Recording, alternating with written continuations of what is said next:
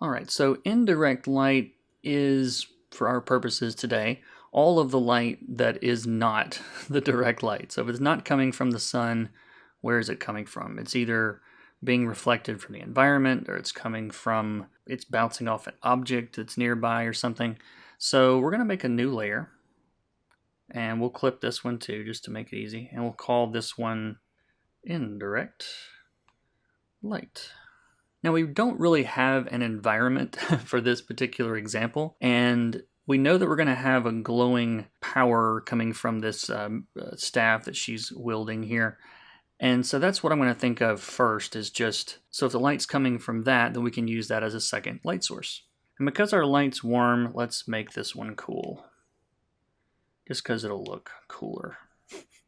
And I don't know, I'm kind of testing this out, but yeah, I think that's a good color. I am still in, let's see, right now I'm in normal mode. So I've got like a really saturated kind of baby blue color. And I've put this in hard light mode. I like to change it up sometimes, get different effects. Now, the key thing to remember here, for our purposes today, this light coming from the staff is weaker than the light coming from the sun, okay? So, in this case, we're only going to contain that light to the shadows that we've already put in place, because the light from the sun is going to overpower any light coming from the staff. So we already have sort of a set of boundaries for ourselves. If we keep our lights within the shadows, it should work. Now, if you start going into the direct light, it's going to start to look a little weird. All right, so recap, indirect light, hard light mode, it's still clipped just like everything else is. So I'm just going to start on this side and start laying this in here.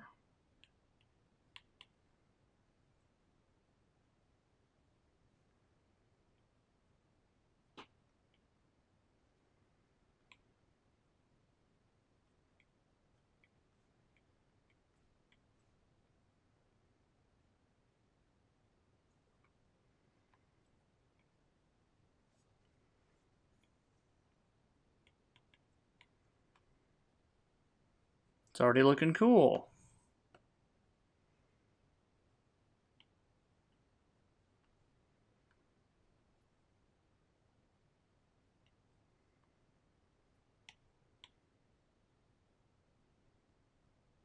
And I'm using the blending tool a little bit on her neck just to smooth that out. Anywhere that I've got like a soft round shape like the neck, I don't want it to be like look very brushy, then yeah, I try to smooth it out.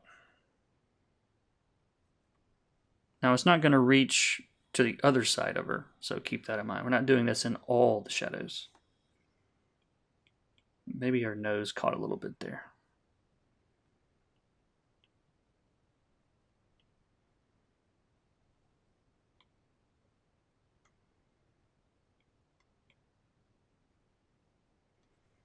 And when I get really close, again, you'll notice that I am keeping a little bit of space between the light and the shadow here. Can you guys see this through here?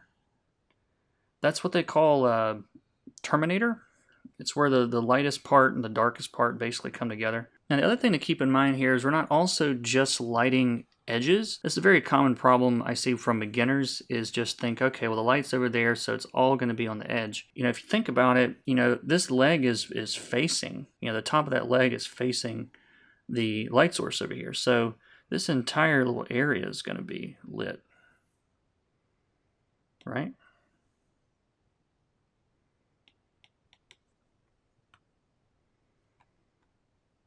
Not so much down here, maybe just the top of this boot. Probably wouldn't catch very much, but we'll put it in there.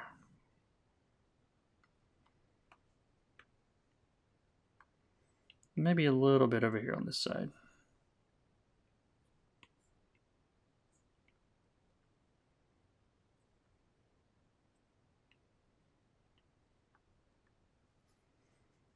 All right, so we've got all of our main light, and we'll make the mage, the staff thing glow a little bit later.